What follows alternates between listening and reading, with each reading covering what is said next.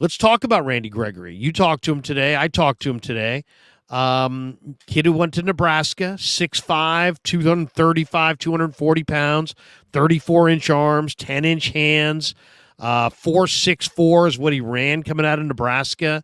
36.5-inch vertical, great number. 24 reps on the bench, really strong for that rangy, speedy edge guy. This guy could be, he's scheme versatile. He can play 3-4 outside backer. He could play 4-3 in the wide nine. I asked him, Dave, I said, what do you think of your fit in the wide nine? He's like, I love the fit in the wide nine. It's one of the main reasons I wanted to come here is I wanted to play for Chris and I wanted to play in this wide nine. I think it's ideally suited to my skill set. I was very impressed by Gregory. I mean, I seriously, I mean, he was incredibly well spoken, very reasonable about why things didn't work out in Denver. Very optimistic about playing on this line. I said, "Hey, man, you're opposite Bosa on a line that's got Hargrave and Armstead. You're getting one-on-ones for days." And he's like, "I know it, I know it." And that's he's in the catbird seat.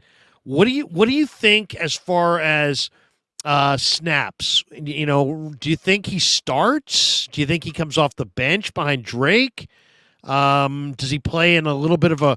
I mean, Chris plays all of his guys in a rotation, but what do you think he's capable of right away, Dave?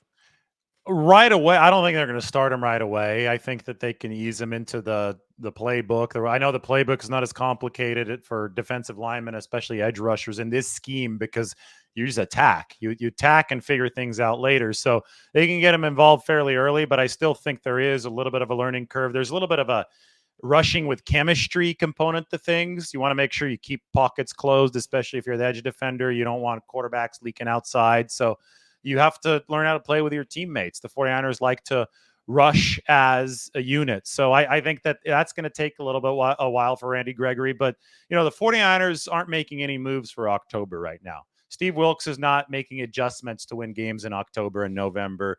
The Kyle Shanahan and John Lynch are not making trades to win games in October and November. Shanahan is not calling plays to win games right now. Shanahan is everything that he's doing, because his team is so damn good, he's doing to set stuff up for January and potentially February. So all of this, I mean, yeah, the plays that you call right now, the setup plays in December, January, and February, they're probably going to work right now because those are good plays and you have good players. But the 49ers are not focused on the tree. They're focused on the forest. They're focused on the big picture. And I think with Randy Gregory, if you can get him fully involved, fully firing by December, January, and then obviously February, when that Super Bowl rolls around, if the 49ers can make it, then that's exactly how you'd want to execute the aftermath of this trade. So I don't know if he's going to start or not. I do know that he gives the 49ers an option in the turbo package, right? When you have a 242-pounder who has a really good get off and can also play the run, so he could stay versatile enough to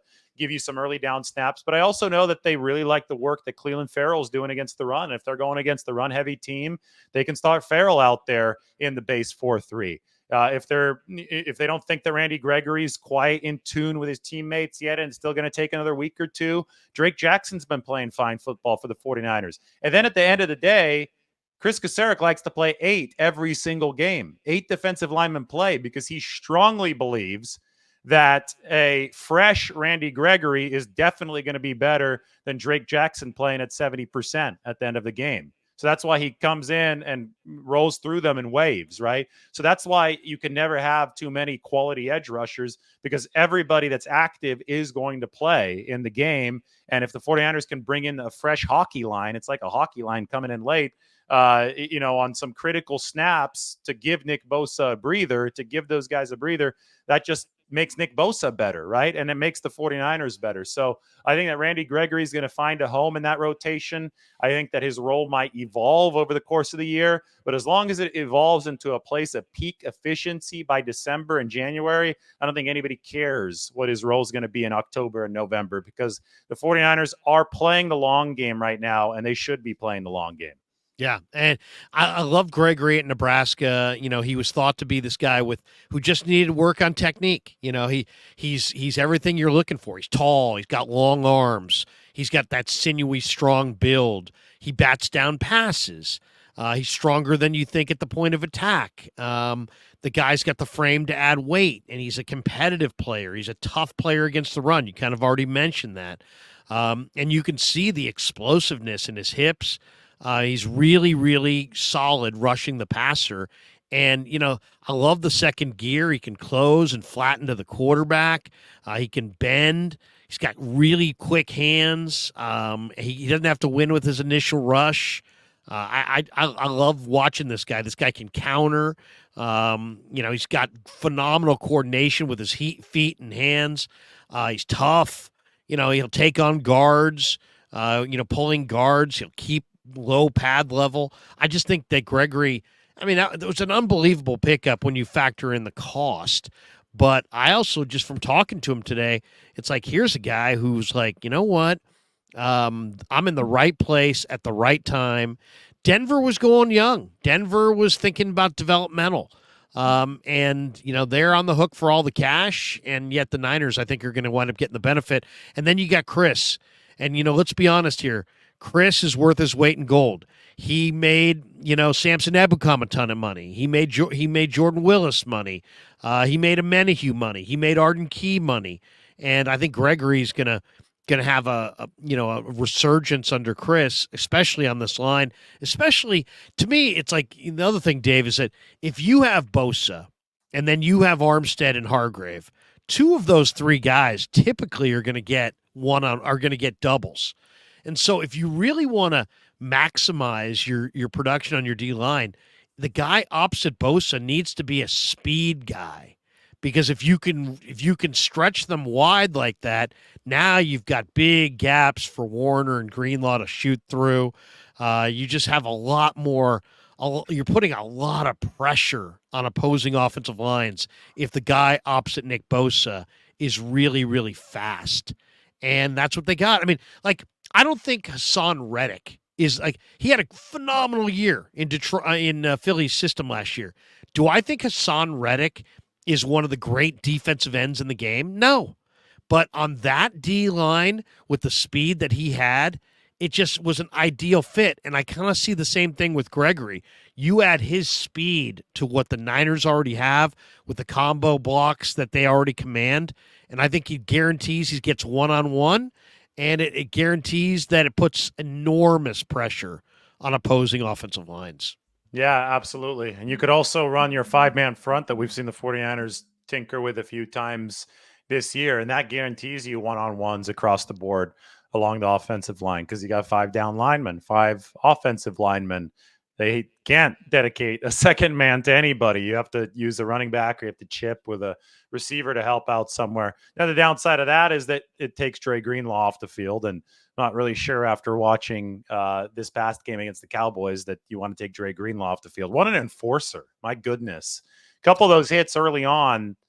I saw Cowboys people online saying that they should be flags, and it's like, no, they shouldn't have been flags. They were totally legal.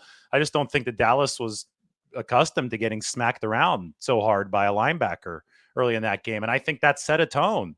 I mean, I got a good. That's a great way to put it too. Yeah. He does set the tone. It absolutely set a tone, and I have a really good friend, Matt Jackson's his name. He's a big Cowboys fan. He was our high school quarterback at Mount Whitney High School in Visalia back in 2006. Won the CIF section title there. So he was a good player, and he knows ball. He knows ball well. But he's a big Cowboys fan. He was at the game. I said hi to him before. We're texting during the game. After maybe 2 drives, it was really early on. He texted me and he said, "Dak is rattled again." Dak is absolutely rattled again. And he watches Dak Prescott week in, week out, former quarterback. So he knows what he's watching. And, at that point, I think 2 drives in, I don't think that Dak had been hit yet, but just the speed of what was happening on the back end and in that middle level with Dre Greenlaw, the hits, that kind of stuff sets a tone. And that can speed a quarterback up before there is a formal sack registered, right? The tone setting on the field when you're a player like Dre Greenlaw, and the Niners love to call him Mike Tyson because they think that he has that kind of impact on the game. He's got that kind of enforcer's personality. That kind of stuff is felt, and it's felt by opposing quarterbacks. And I'm telling you, it was didn't take long to notice that Dak Prescott was not nearly as comfortable on Sunday as he was over the first 4 weeks of the season. Drake, by the way, have you seen Kevin Costner and McFarlane? Kevin The movie. Costner went to our high school, by the way, Did you Mount see Whitney that High School. Yeah, McFarlane? It's yeah, about Matt. It's about the runners in the Central Valley, yeah. including Mount Whitney. And my sister's husband is went to a different school. He didn't go to Mount Whitney. I forget which school he went to, but he went to In school in Visalia, Visalia. In Visalia, yeah. Redwood, Golden Um, West. maybe it was Redwood. Maybe it was Yeah. Redwood. But or maybe it was Mount Whitney. Maybe it was Mount Whitney. Well, But he's a so little bit Kevin older. Costner went to Mount Whitney for a year, and we It's a great shared one of movie. the same teachers. She would always tell us stories about Kevin Costner being in her class. So that was cool. But that's where Matt Jackson went. He's living out in Walnut Creek now, and he's a Nice. Cowboys fan. But he is a he said before the game he thought the Niners were going to win by 2 scores. He didn't think the Cowboys were going to be ready for what the Niners were bringing. And then he was shocked though. Yeah, you were the closest as far as your prediction goes, Larry. Even he was shocked that it was a 32-point game. Dre Greenlaw, by the way, one of the nicest guys on the team, walked by me in the locker room today. He's like, "Hey, what's up, bro?" I'm like, "Hey, what's going on, Dre?" But man, on the field, he is nasty. And I was doing an interview with George Odom, who's a very underrated interview. I'd recommend it highly. Go check it out on my YouTube page from earlier today. And he was talking about Greenlaw. He's like, he's a monster, man. This guy's a monster. And this is Odom, who also loves to stick people and hit and be physical. And he's like, Dre Greenlaw is just a monster. He really is. He absolutely is.